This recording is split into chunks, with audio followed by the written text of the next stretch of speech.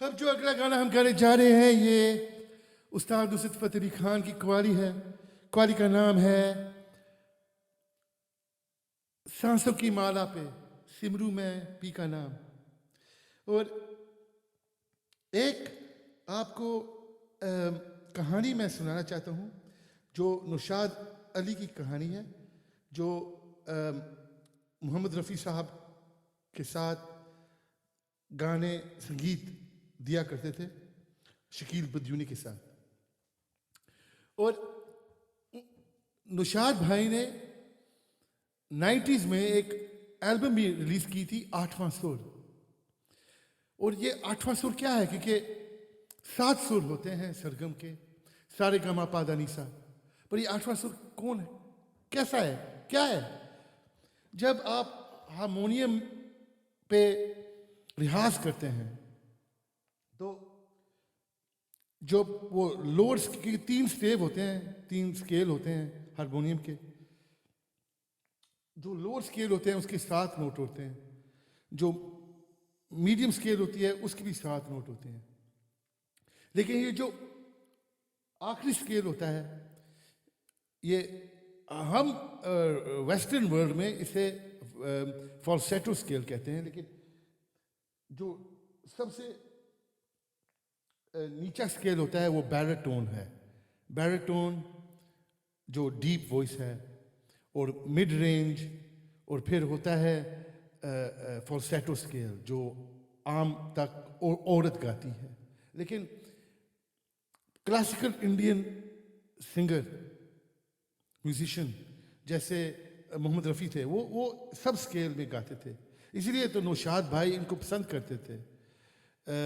Mainly Mohammad Rafi साहब को और माना दे को, जो माना दे का कंट्रोल होता था स्केल में, वो रफ़ी साहब के पास नहीं था। रफ़ी साहब ने कई बार जिक्र किया था कि काश जो कंट्रोल है आपके पास माना दे साहब इस स्केल का, काश हमारे पास होता। लेकिन जो फ्लूइडिटी जो क्या कहते हैं, वो जो एहसानियत, जिस एहसान से मोहम्मद रफ़ी साहब बैरिटोन, मिड रेंज और फॉल्सेटो के साथ गा सकते थे, वो माना दे के पास नहीं था। इसीलिए कई बॉलीवुड गीत बहुत सुंदर सुनाई देते थे उस्ताद मोहम्मद रफ़ी साहब की आवाज़ में, पर माना दे के साथ आवाज़ में नहीं, क्योंकि माना दे मेनली बैरिटोन और मिड रेंज थे, उनकी फॉल्सेटो इतनी अच्छी नहीं थी। और किशोर दा वो भी मेनली बैरिटोन और मिड रेंज थे, और मुकेश वो मेनली मिड रेंज और फॉल्सेटो थे। लेकिन कई उनके अर्ली गाने मिड बैरिटोन के साथ शुरू हुए, लेकिन उनका सुर सही तरह निकला नहीं, तो फिर वो जितने उनके हिट गाने हुए थे ना, मिड रेंज स्केल में हुए थे। तो फिर आम लोग कह सकते हैं कि उस्ताद मोहम्मद रफ़ी ने तीनों स्केलों का पूरा इख्तियार करके गाया गाने और मास्टरी की। और किशोरदा ने बैरिटोन और मिड रेंज का पूरा इस्तेमाल किया, और मुकेश साहब ने मिड रेंज और फॉल्सेटो, हाफ ऑफ फॉल्सेटो का इस्तेमाल किया।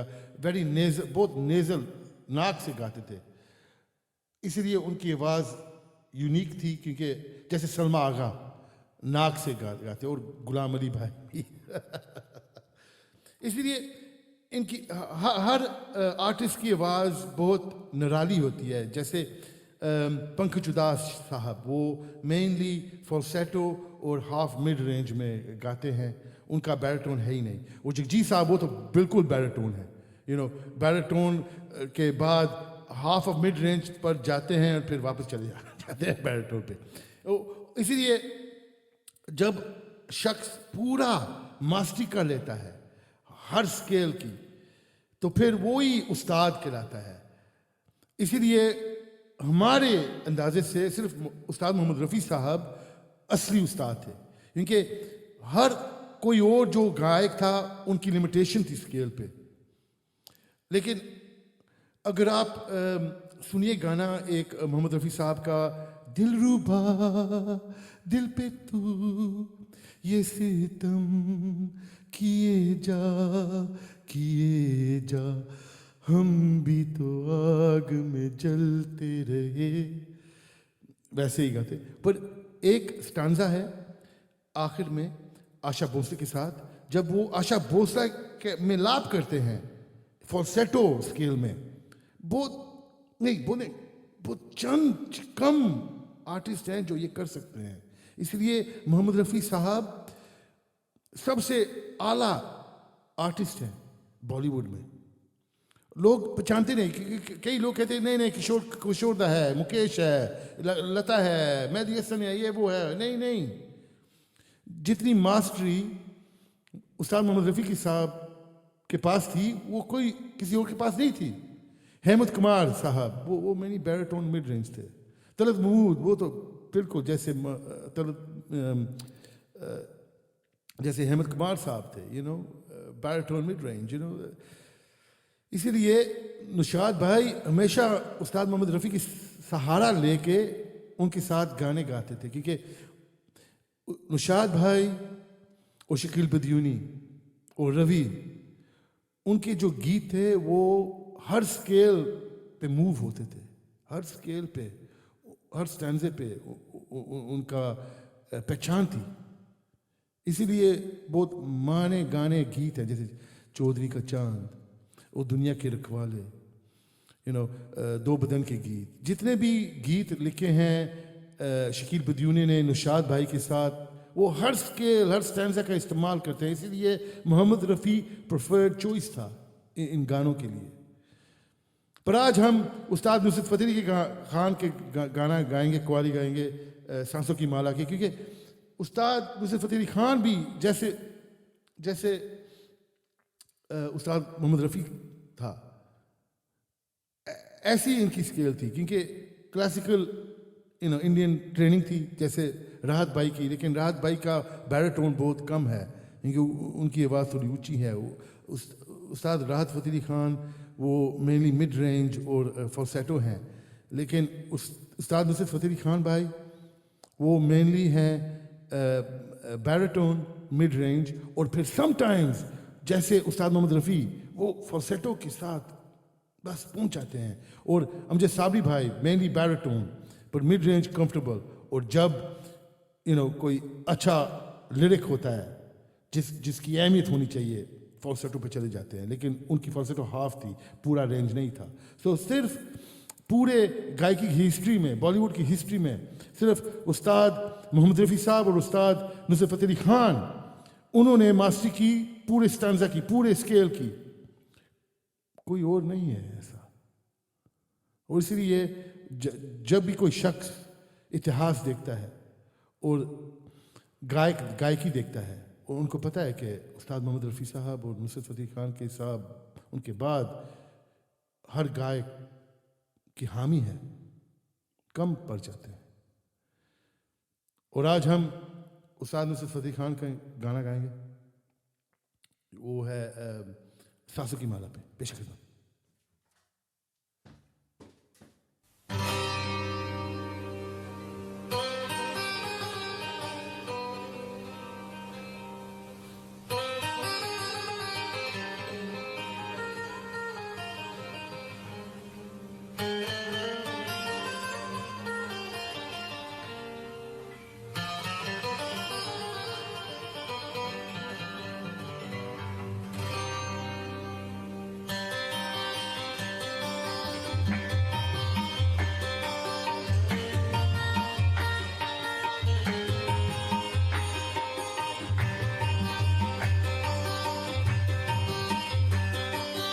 सांसों की माला पे,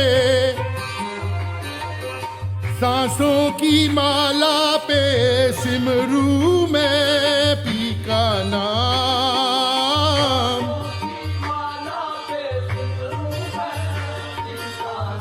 सिमरू मैं पी का नाम,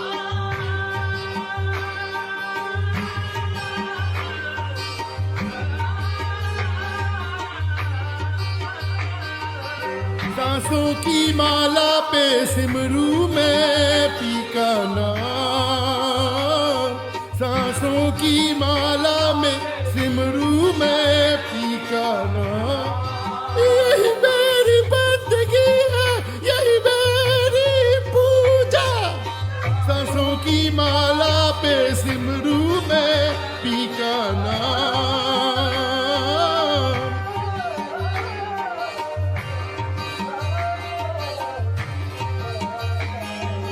सांसों की माला पे सिमरू में पी का नाम, सांसों की माला पे, सांसों की माला पे, सांसों की माला पे सिमरू में, सिमरू में, सिमरू में पी का नाम, सांसों की माला पे सिमरू में पी का नाम।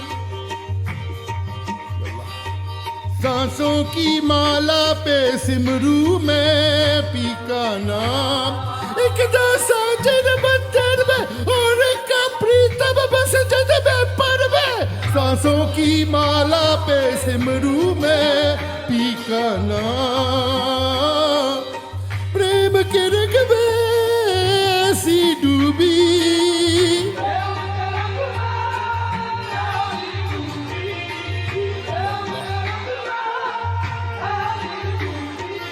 बन गया एक ही रूप,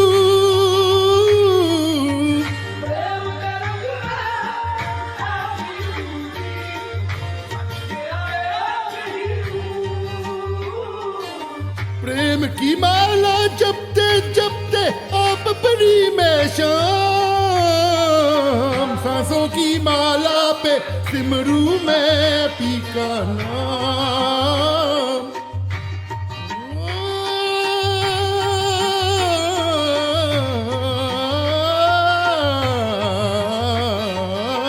सांसों की माला पे, सांसों की माला पे सिमरू में पी का नाम।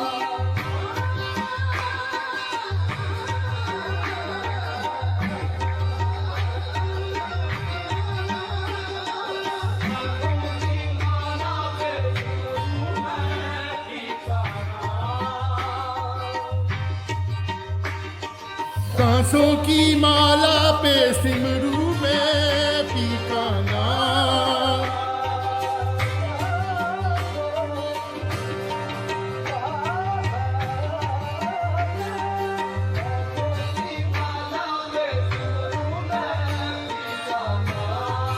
हम बोले खुश काम के बतवारे पी के नाम के हरदम,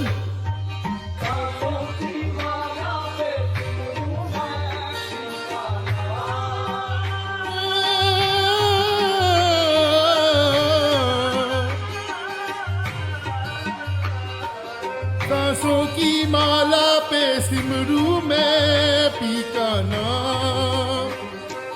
प्रीतम का कुछ दोष नहीं है, प्रीतम का कुछ दोष नहीं है, प्रीतम का कुछ दोष नहीं है, प्रीतम का कुछ दोष नहीं है, वो तो है निर्दोष।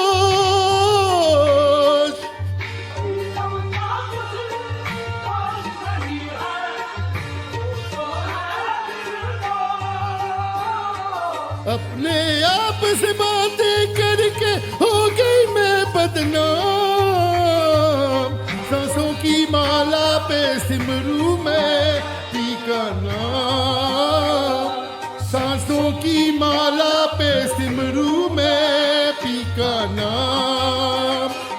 सांसों की माला पे, सांसों की माला पे, सांसों की माला पे सिमरू में, सिमरू में, सिमरू में पी का नाम।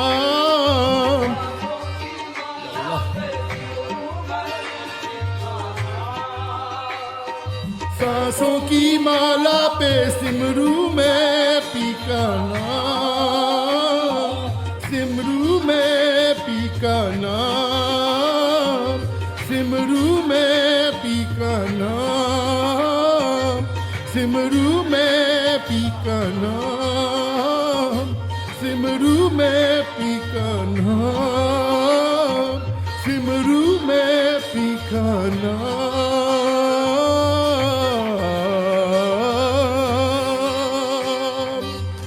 शुक्रिया, शुक्रिया। Thank you very much. Thank you.